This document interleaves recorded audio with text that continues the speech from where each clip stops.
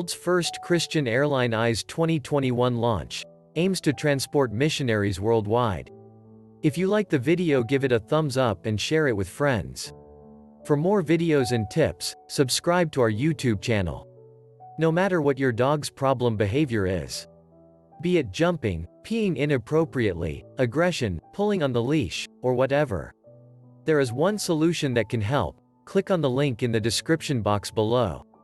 A non-profit ministry is set to launch the first ever Christian airline next year, providing a source of travel for missionaries seeking to spread the gospel of Jesus Christ across the globe. Judah 1, currently based out of Shreveport Regional Airport in Shreveport, Louisiana, has already carried small groups of missionaries to disaster areas and mission fields in its capacity as a private airline. But starting next year, Judah 1 will go from being private, which is what we are now, to an actual airline standard, Judah 1 President and CEO Everett Aaron told the Christian Post in an interview. When this happens, Judah 1 will have a Federal Aviation Administration certification, putting it in the same league as well-known airlines such as Delta. While the ministry currently deploys smaller aircraft for small teams of missionaries, the airline is planning to acquire larger planes that can fly hundreds of people by the end of 2021. By the end of next year, we would like to have 3 to 4 large planes, he stated. As of yesterday, we now have been added to our fleet a Boeing 767. It seats 238 people and can go anywhere in the world with one stop. It carries 30 tons of cargo. In spite of its new status, there will still be differences between Judah 1 and the other airlines that have become household names in the US and around the world. We will be non-scheduled and we do not have to have approved routes, Aaron said. So, that means we can go where we want when we want, unlike most airlines, that have to have certain schedules that they fly, have to have certain routes. We don't have to do that. While missionaries will have to pay airfare, Judah 1 has no baggage fees and no cargo fees. So all of the missionaries' cargo goes for free, Aaron explained. Since it's likely that Judah 1's imminent launch as the first ever Christian airline will take place in the middle of the coronavirus pandemic, Aaron says there will be extra precautions in place just as the non-profit ministry has already done with flights that have taken off during the pandemic. Our airplanes are sanitized, he assured. We have a machine that literally kills 99.9% of the germs in the aircraft. After every flight, we do that. According to Aaron, the airline is presented with an advantage because of its humanitarian nature. We are allowed to go into countries that are locked down, whereas normal airlines cannot, he said.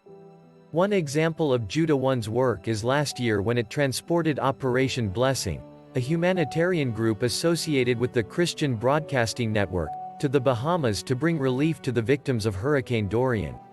Aaron said Judah 1 plans on working with Operation Blessing again in the coming weeks to provide relief to Guatemala, Nicaragua and Honduras, countries that have been hit hard by hurricanes in recent weeks. Judah 1 has several other partners that it works with in addition to Operation Blessing, including Samaritan's Purse and Eagle Mountain Church. Aaron told CP that Judah 1's fleet currently consists of about 5 planes. The fleet includes the Westwind, which can take doctors or small teams to the mission field, and has the capability to land on short runways sometimes found in third world countries. The Westwind, which has a low deck that makes boarding easier for Wounded Warrior and Make-A-Wish children, can carry 8 passengers and 1,200 pounds of cargo. The Cessna 414, which is used for Wounded Warrior, Make-A-Wish, and disaster relief scouting, can carry up to 6 passengers. The largest aircraft in the fleet, the MD-83, can carry up to 120 people and 17,000 pounds of cargo.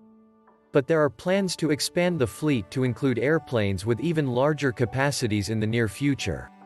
In addition to expanding the fleet, Aaron is also open to the possibility of establishing operations at other hubs in the US besides Shreveport. If we have people on the East Coast that want to fly, we will look at establishing hubs for Judah 1 in other states, he said. In a YouTube video published in 2015, Aaron recalled how Judah 1's story dates all the way back to 1994 when the Lord gave him a vision of airline aircraft lined up as far as you could see. They were filled with food, medical supplies, Bibles, Aaron recalled. The engines were fired up and they were ready to go. And there were people lined up in front of these planes ready to get on them. But they wouldn't get on the planes. When he asked God why the people would not get on the plane, he said God responded by saying, "They can't go into the mission field until you get the airplanes." This is what I'm calling you to do. While Aaron first had a vision of Judah nearly 3 decades ago, the ministry did not become a reality until 2011.